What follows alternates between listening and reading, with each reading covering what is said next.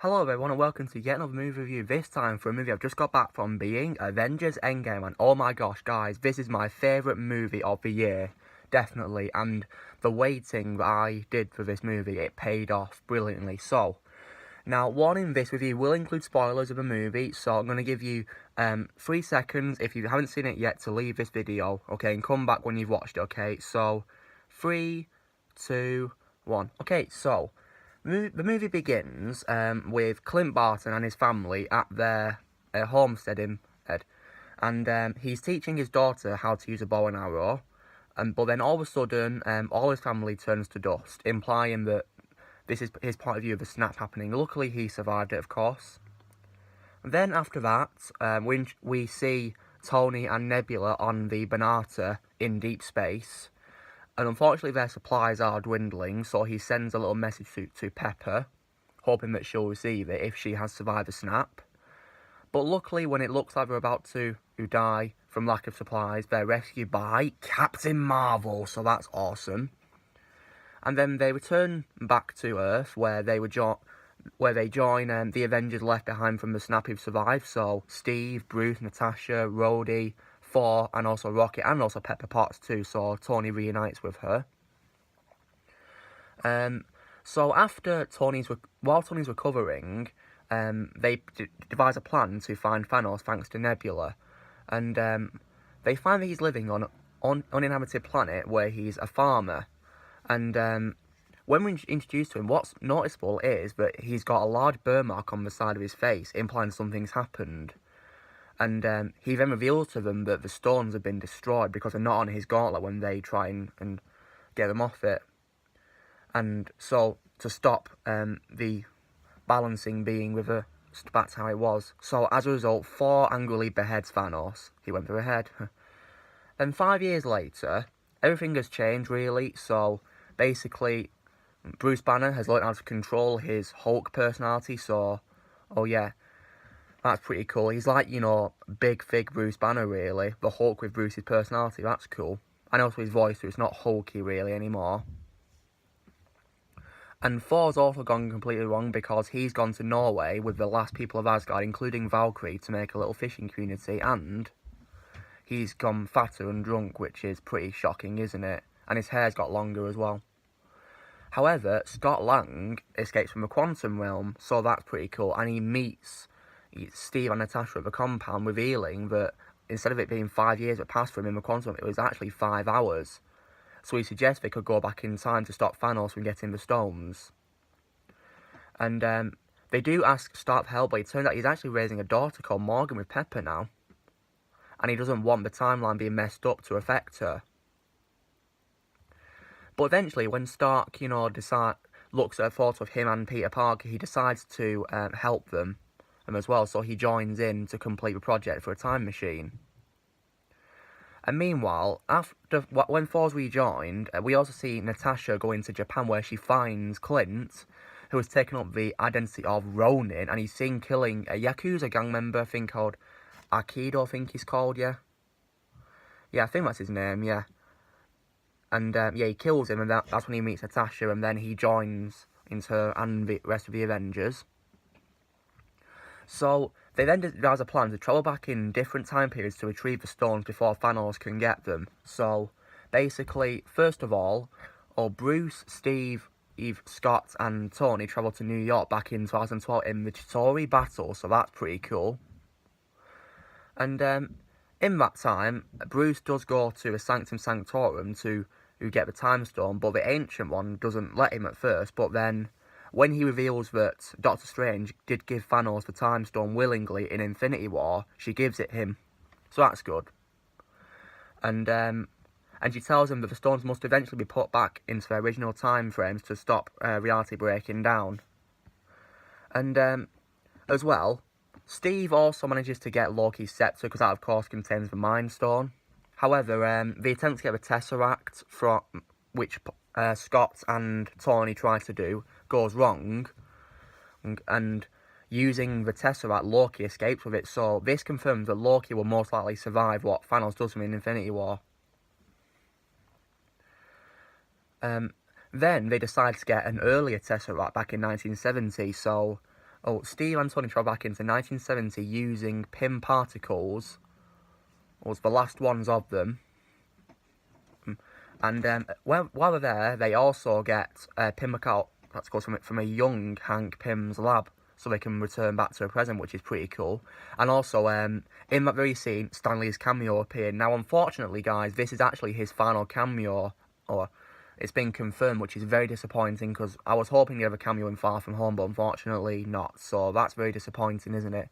But I love how his car said on it, "Nuff," said his catchphrase, and when he appeared, he'd been digitally de-aged like how he did back in 1970. That is so cool how he did that.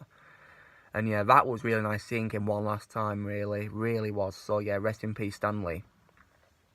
So we do manage to get the Tesseract, but we end up actually encountering Peggy and Howard, which is pretty cool. And in that same scene, we also see Edwin Jarvis with Howard, which is also pretty cool, or how he appeared. Then, at the same time, Rocket and Thor go to Asgard in 2013 during the events of The Dark World to get the Reality Stone from Jane Foster, and she actually does appear, but it was actually unused footage from The Dark World alongside new voiceover by Natalie Portman, so that was really good. It was only a brief appearance. And Thor does also have a little conversation with his mum Frigga before she got killed in Dark World, so that's really good how he got to see her one last time, and she knew it was a future self of Thor. And then, after that, Thor also manages to get his hammer Mjolnir back, a past version of it, which is good. And then, Clint and Natasha then go to Vormir to get the Soul Stone, but of course, the Red Skull appears, which is awesome that he came back once again, and he reveals that the only way to get it is by sacrificing someone they love. And after they argue about who's going to sacrifice themselves, unfortunately it's Natasha. So I was really shocked at this because I thought she would survive and get her own movie. So I'm thinking this movie that she's getting will be a prequel movie about her. So in that same time period in 2014, Nebula and Rhodey go to Morag to collect the Power Stone before Star-Lord can. So they knock him out, which is pretty funny.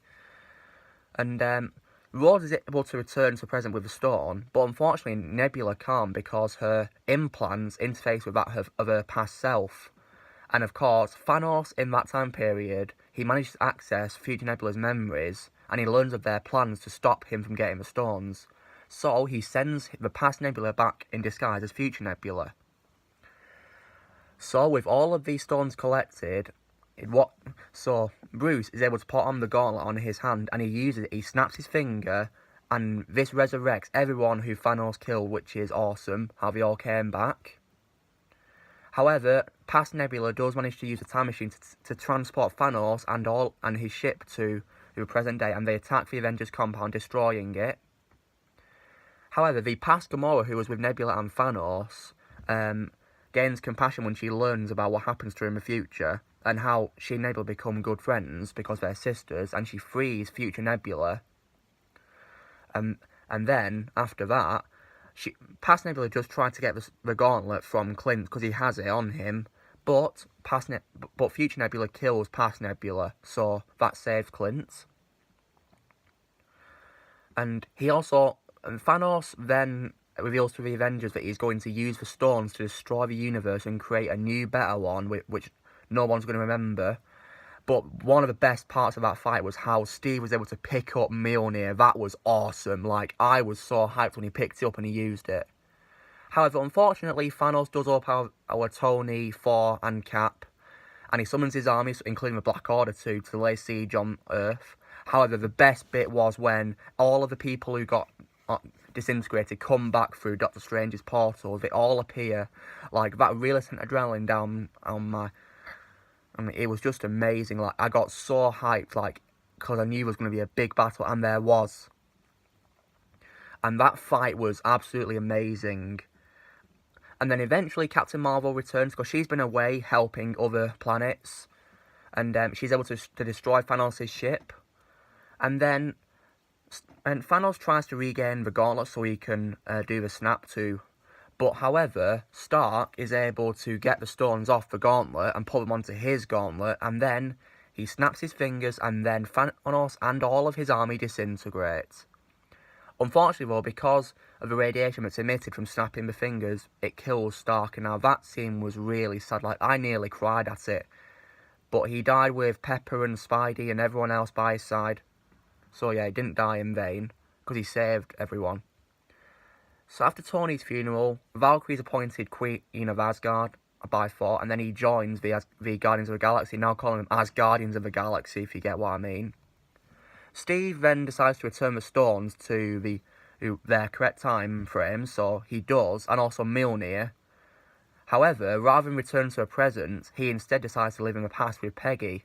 And then in the present, an elderly Steve appears, and he passes on his shield to Falcon. So that was really good, setting up Falcon as being the new Captain America. So that was amazing, that. Unfortunately, there was no mid-credits or post-credits scene, so that was really disappointing. I would have loved it if they had one to set up Far From Home, but unfortunately they didn't. So yeah, that was pretty disappointing. So yeah, this movie was amazing, so worth the wait, and so if I was to grade it, you know, there's only a couple of cons I have, so obviously no mid-credits or post-credits scenes. Oh yeah, even though Danai Gurira appears on the poster for Endgame, she barely has any screen time in the movie. She only appears as a hologram talking to Natasha at the Avengers compound, but then she doesn't appear again until the final battle with everyone else from Wakanda in it, the one who got brought back to life. So that was really disappointing how she didn't have much screen time despite being on the poster for the movie. And also, Captain Marvel was wasted too. She only appeared at the beginning, helping them to find Thanos, but then after that, she tells them that she has to help other planets, and then she's not seen again until a final battle when she appears to destroy the ship.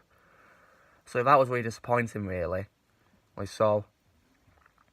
And then as well, there's one character that I wish came back, and that was Vision. I was very sad that he did not return. I was really disappointed.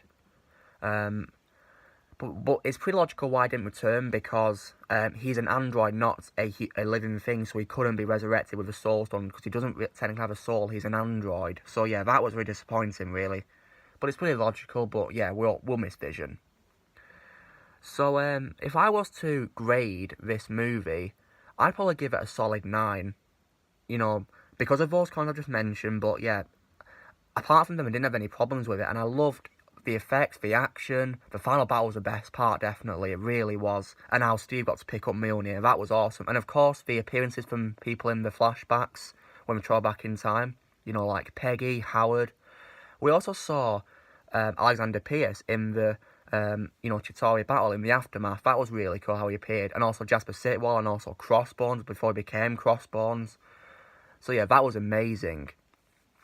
So, this was me reviewing Avengers Endgame. So, of course, and yeah, I really will miss Tony Stark, because he began the MCU, so it's only fitting that he would end the 22 films so far. So yeah, he really will be missed, Tony Stark. So yeah, rest in peace to Iron Man, and also to Black Widow as well.